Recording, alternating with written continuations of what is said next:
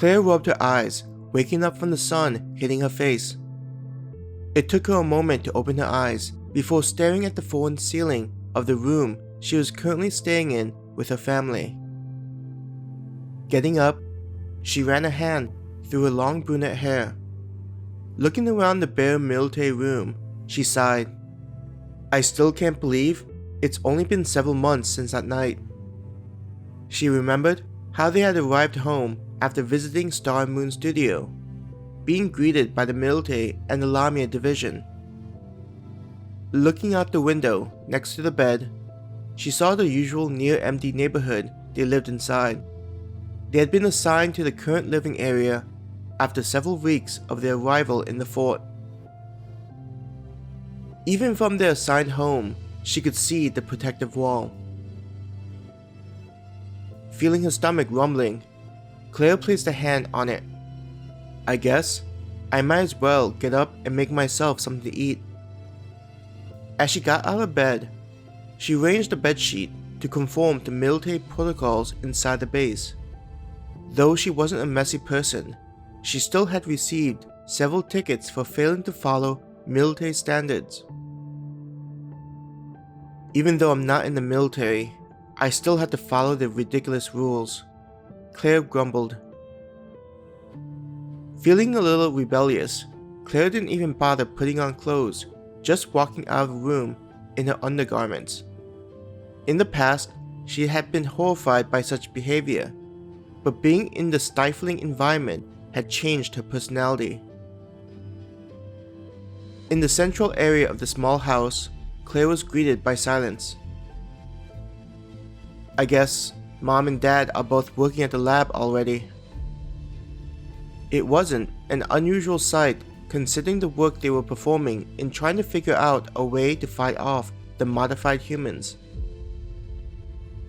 Walking into the kitchen, Claire headed towards the refrigerator. She could feel the cool air as she opened the door to the appliance. The flickering of the light inside the old device was an added reminder of the conditions she found herself in. Looks like I'm gonna have to stop by the PX and grab some food. The only thing we have left is some eggs, butter, and half a loaf of bread. Claire grabbed a carton of eggs, feeling the weight and guessing it had only a couple left inside. Placing the carton on the counter and going back for the bread and butter, she proceeded to open up one of the cupboards where the pots and pans were stored. Grabbing a pan, Claire placed it on the stove, the pan making a metallic sound as it was placed on the coils. The sound rung throughout the lonely home, a reminder of her current life. Turning the dial to heat the pan, Claire went to grab a knife from the drawer. With it in hand, she opened the wrapping around the stick of butter. Cutting a portion away from the stick and dumping it into the pan, she tossed the knife into the sink near the stove. Grabbing the pan, she began tilting it to get the pan ready for the eggs. Going to the carton, Claire saw the remaining 3 eggs. Reaching for the first one, she proceeded to crack it open into the pan.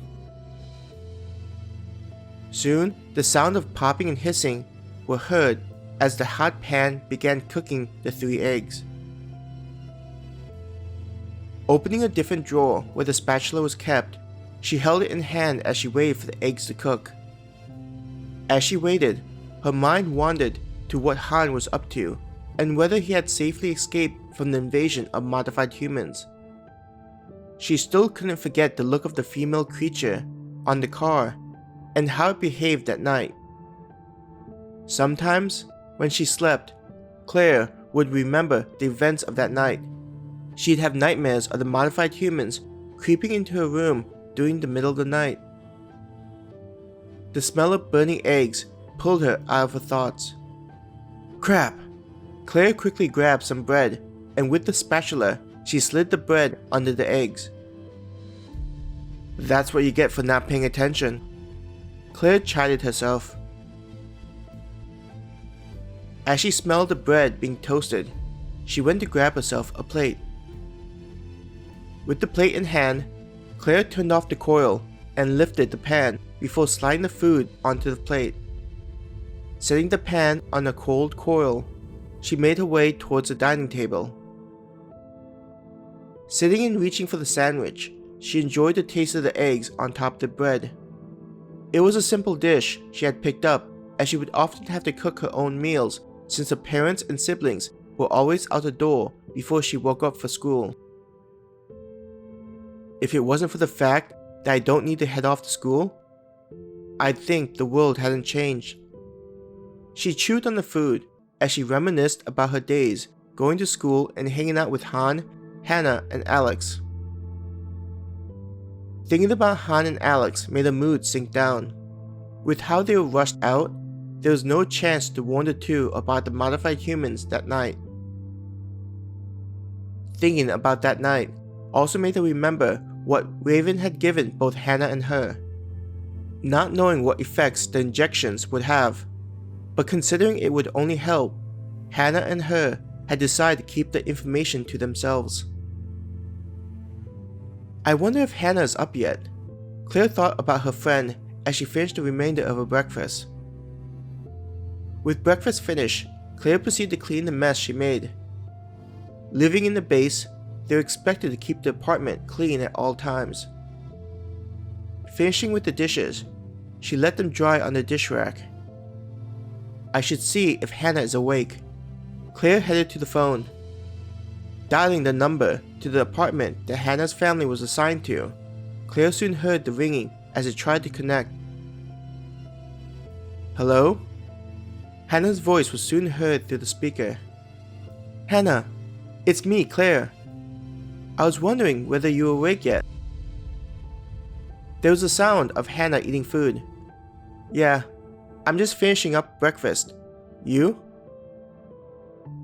I only finished and cleaned up the place, Claire answered, chuckling at how their behavior was so similar. You have plans? Plans? You mean aside from just sitting on the couch with nothing to do? Hannah laughed. This place is mind-numbingly boring with how little there is to do. My parents just wake up and go to work and come back just before I get to sleep. Yeah, my parents are the same way. Even when I do see them, they both look exhausted and head straight to bed. If I ask what they've been doing, they tell me it's not for me to know. Claire sighed. Same. They tell me I should just go out and play when I tell them there's nothing to do. Hannah grumbled. Want to head to the PX and do some shopping? I'm running out of food in the fridge. Claire offered, knowing it was likely the most exciting thing they could do. There was a moment of silence as Hannah was eating the food she made. Sure, she answered in an excited voice, likely relieved to have something to do. Want to meet up at the usual spot? Claire suggested, happy to know she wouldn't be shopping by herself. See you there. I just need to hop in the shower and get ready. Just wait for me if I'm not already there, Hannah said. Me too. I'll see you there then. Claire hung up the phone. Making her way to her room, she began getting ready, looking forward to doing something instead of just walking around doing nothing.